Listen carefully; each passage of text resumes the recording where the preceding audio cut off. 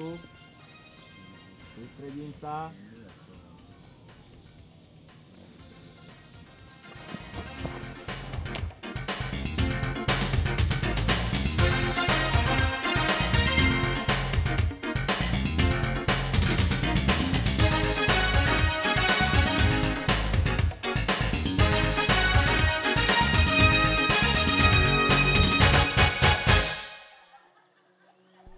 Štvrtkové vysielanie Antre TV začíname veľkým táborovým karnevalom.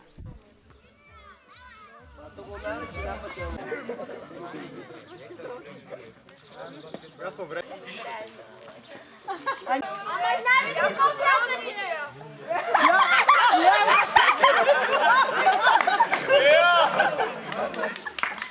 Také nemám.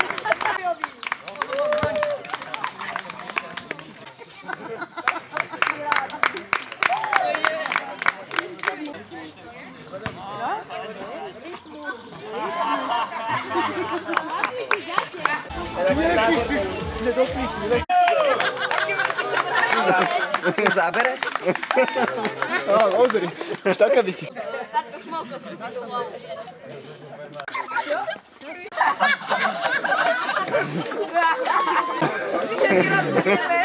Ticho, ticho. Dobrý deň, ja som drogový dealer. Slovenský pánušik.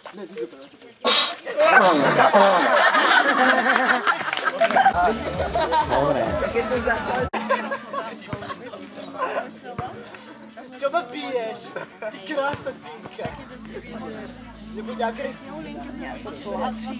Stalo som všetko tábora, moja máš rád. Ukáž, aké sme sexice. Áno.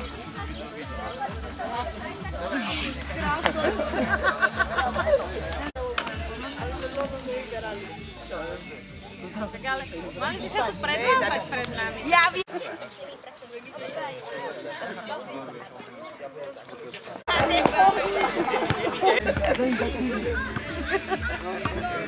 To budú najlepšie tieto, keď hodíš na internet.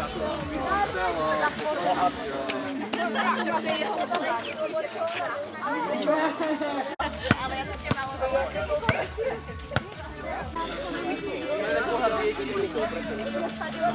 malo Hello Kitty.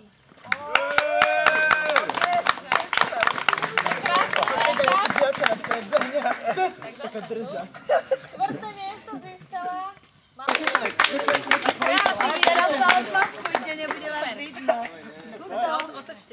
A výborné prvé miesto získavajú typy. Ja sa to vedela, že...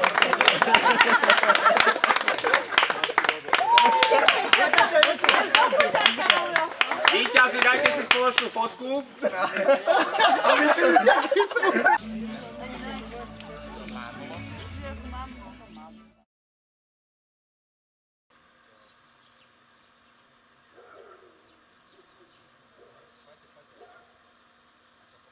Dobre, ako ste sa vyspali? Dobré ráno všetkým. Dobre, ku dnešnému programu na kurzi idete tak ako každý. Budeme hrať vonku hry s lanom. Pripravil som nejaké také zábavné hry. A po obede si spravíme. A je tam veľké prírodné kúpalisko. Takže aj tam strávime istý čas. Nejaké otázky?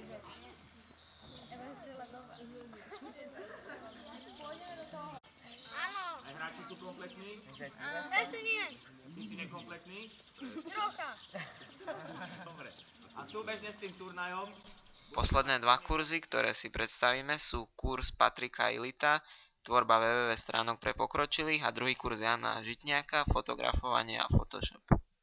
Volám sa Patrik Ilit, bývam v Bratislave, študujem na spojenej škole Ilgnerovej Štrásť.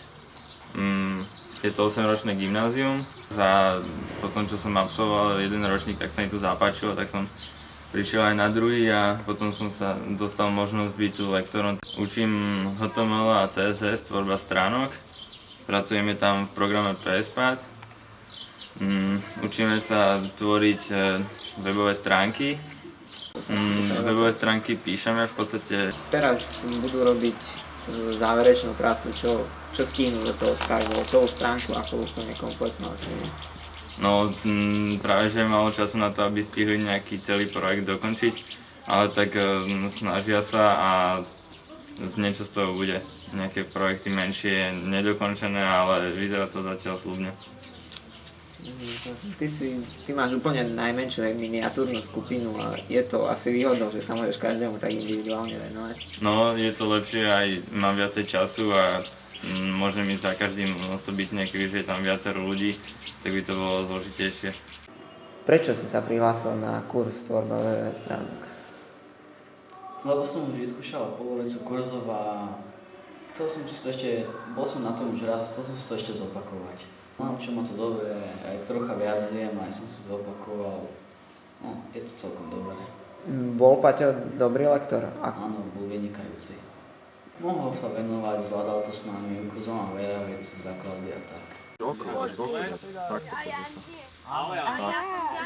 Hej, tak sa mi tu nemotaj. Je lepšie ako cez display. Čiže aký kurz učíš ešte o tvorbe stránok? No tak je to kurz fotokurs, čiže hlavná téma fotografia a jej úprava. V akom programe upravujete fotografiu? No, tých programov je veľké množstvo, ale taký najprofesionálnejší je Adobe Photoshop, takže snažil som sa decka učiť alebo zamerať sa na tento program. Čiže aby pochopili filozofiu a prácu s ním. Teraz už sa pomaly končí ten kurz. A keď to porovnáš, aké mali znalosti predtým, aké majú teraz spravili, tak významnejší pokrok, alebo... Tak jasné, ako samotná fotografia by som povedal na prvý pohľad nie je nejaká veda, že zdá sa to byť jednoduché, ale sú tam také hmatateľné výsledky, takže uvidíme zajtra, keď bude ten záverečný, taký prezentačný deň práce. Takže tak. Teraz dnes si zobral deti vonku fotiť, dlho si im vysvetľoval, že ako sa správne fotí, alebo už vedeli približne, že čo treba robiť, aby tá fotka nevyzerala? No, jasné, treba vedieť nejaké tie základné pravidlá, vysvetlil som im zlatý rez, čiže majú sa držať toho, čiže aby ten hlavný objekt bol v tom zlatom reze. A v podstate dneska si to vyskúšali v praxi, ale ide o to, že majú spraviť fotokoláž z tých fotografií, takže tam bude hlavne groch tej roboty. Prečo ste sa prihlásili na kurz Photoshop? Prečo ste sa vyzrali? Lebo som vždy chcela vedieť pracovať s fotkami a chcela by som aj vedieť dobre fotografovať, potom upravovať tie fotky alebo retušovať. Pekne preto. A naučila si sa to, ako si myslela, že sa naučíš? Tak, nie je to úplne presne tak, ako som si myslela, ale určite som sa niečo naučila. Budeš tam ďalej pokračovať? Určite. Dobre, a aký bol Jano ako lektor počas toho týždňa? Veľmi dobrý, bol dosť ochotný. Vždy, keď sme niečo potrebovali, tak za nami došiel a pýtal sa nás, že čo potrebujeme, alebo aký je problém. Lucia, ty čo si sa naučila počas toho týždňa? No, všetko, čo som chcela, lebo Jano nám akože bol taký, že vždy, keď sme niečo potrebovali vedieť, tak prišiel. Alebo sme mohli povedať, čo chceme vedieť.